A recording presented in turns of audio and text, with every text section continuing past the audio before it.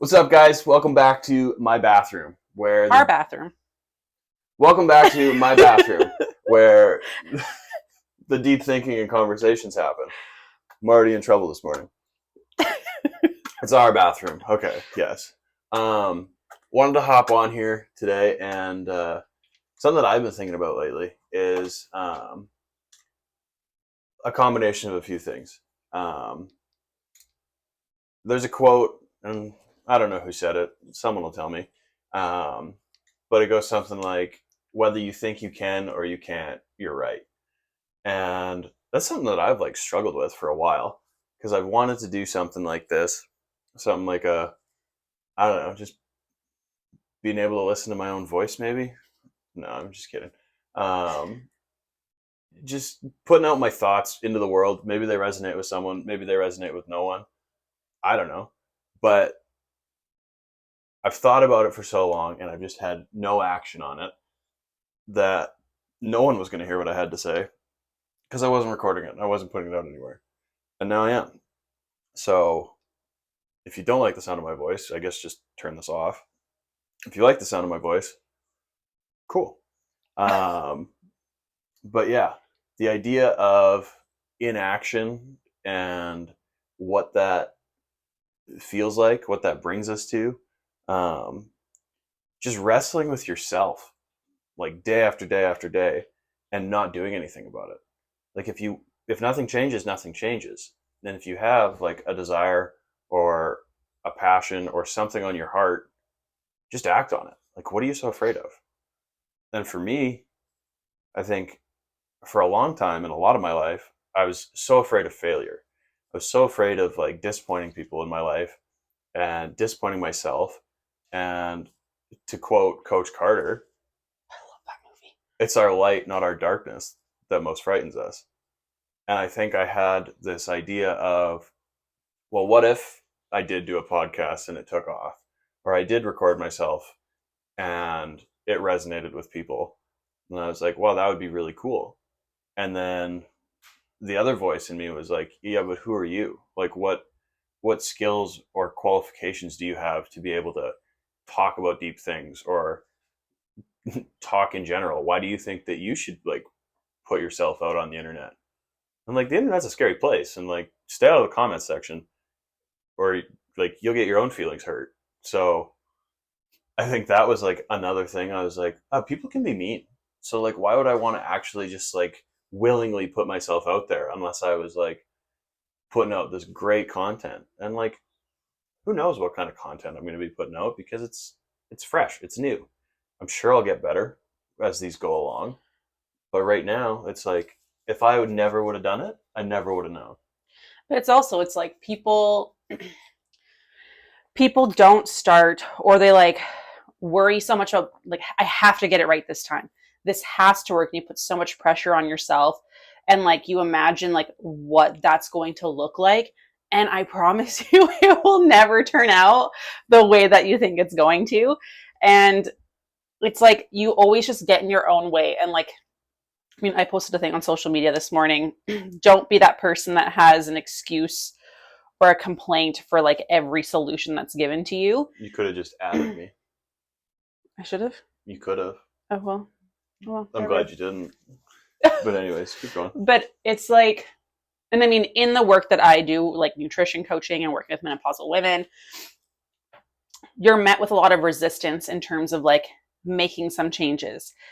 And I think what a lot of people, and this relates to every facet of life, whether it's health or fitness or career or relationships or whatever it is that you are like wanting to get better at, you don't because you're afraid. And it's like we stop ourselves from even trying, or like the idea, it's just like you hear something, you're like, nope, not doing that.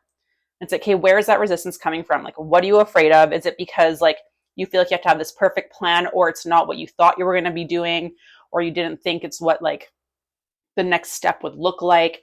Is it because you don't know what that actually looks like? Like you're so fixated on that end goal thing and what that was going to look like for you. Like usually when you're preventing yourself from being successful and trying stuff, like where is that coming from? What are you afraid of? Like where Where did you hear those things? What proof do you have that it will work or that it won't work?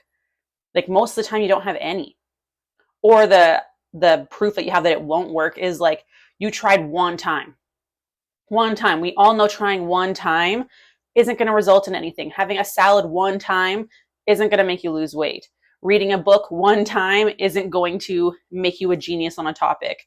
Like going for a walk one time, doing a podcast one time, like writing a page of a book one time. Like that's not going to result in what you need it to be. It takes consistency and practice, and it's going to take tweaking. And I think, yes, this is like where my brain is right now, is like a lot of nutrition stuff because I'm dealing with this with a lot of clients, but it's like, you know, you're afraid to do one thing that's like, what's the worst that could happen? You try it for 1 week, even a month, maybe 2 months.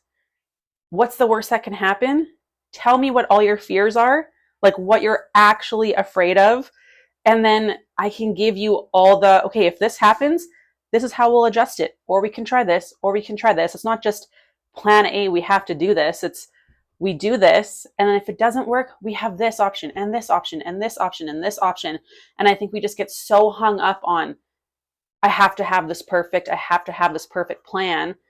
And like, we just need to get out of our own way. Because even when we're dealing with grief and trauma, it's like, I don't want to do this again. I don't want to go through this. And I don't want to talk about this. And I want to avoid this. And like, I tried to do that when mom passed away and that didn't work. And like my grieving process and the way I got over it was, I was just so desperate to feel better. It's like, went to therapy, helped a little bit.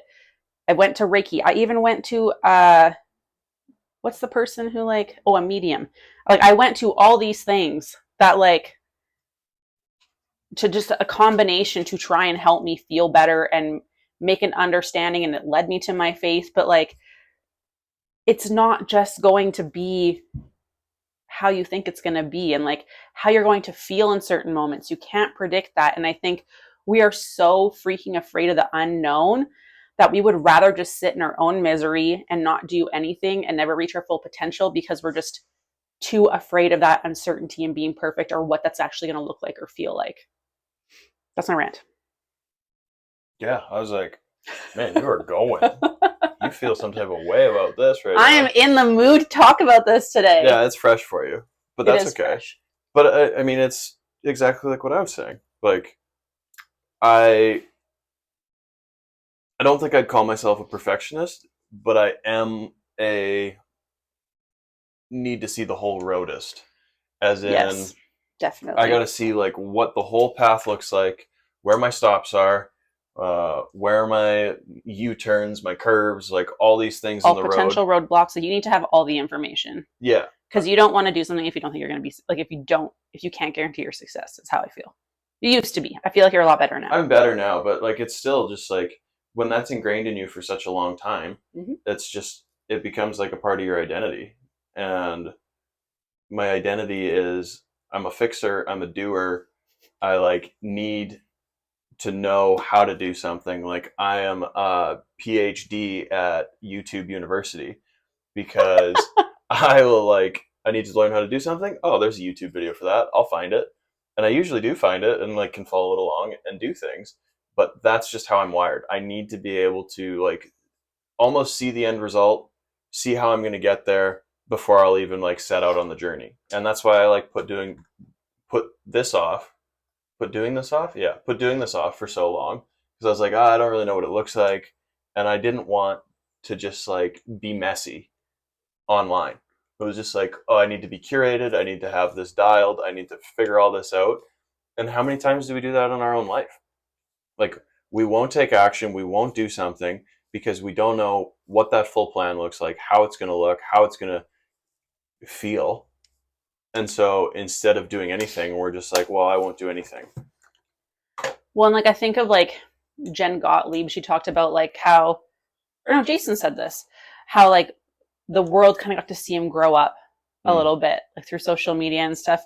And like when it comes to business, for me, I feel the exact same way because like I'd opened my clinic and it was really new and exciting and like it was really successful and like more successful than I thought it could be. I had no idea the first if, ands, or buts on how to run a business and taxes. Like I really figured it out as I went along, which is like, I didn't have a business plan. Like I didn't know how any of that worked.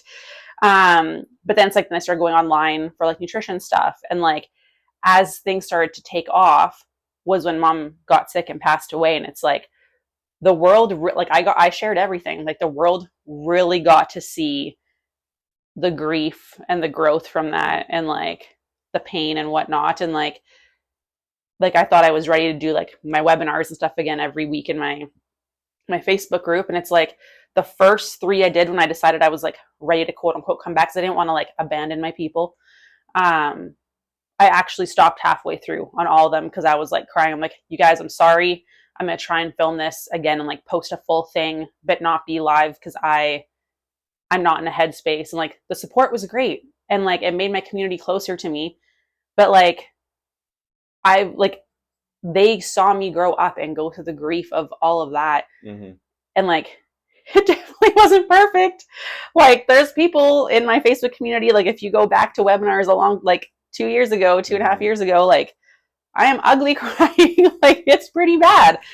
And that's like what you expect it to be, or your time of healing, or your time of success, or how that's going to grow. Like you can't predict that stuff, because some stuff is so just like, I don't know if serendipitous is the right word, but it's just like, you meet a person and then that's what like catapults you or introduces you to someone. Like you can't plan those things. You just have to do the things. I think it's like the other thing that like gets tossed around too is like people don't resonate with like perfect. People resonate with being, dumpster like, fire. Dumpster fire, being like messily, just like, this is my life, this is who I am, like authentically yourself. And like the internet's like such a curated place. Like you see clips, you see highlight reels of people's lives. You don't see like behind the scenes. You don't see in their bathroom as they're getting ready. And I think more people want that. More people want authentic connection, just people being real. Even like I look at like the women in your community that like watched our relationship start and yeah, everybody got to see like our love story like start. Yeah. And like it was fast. It was quick. Like it wasn't like a 3-hour feature-length film. This was like a short film. Like we moved quick, but now we've got a few people in her community that love like, us. They love her. They love me for some reason. They like follow me. They comment on both of our posts. They send notes of encouragement. They send baking. Like shout out Joy. Okay, we're naming people.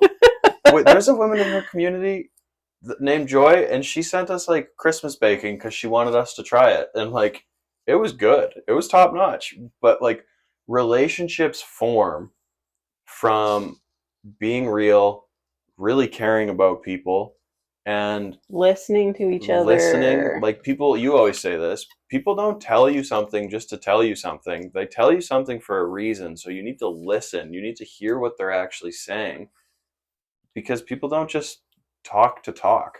No, like they're telling you something because it's significant to them. Like no one tells you a personal story or a struggle just to like tell you. Like there is something else there, and you need to listen and ask more questions to like actually be able to connect with people. Like that's what you need.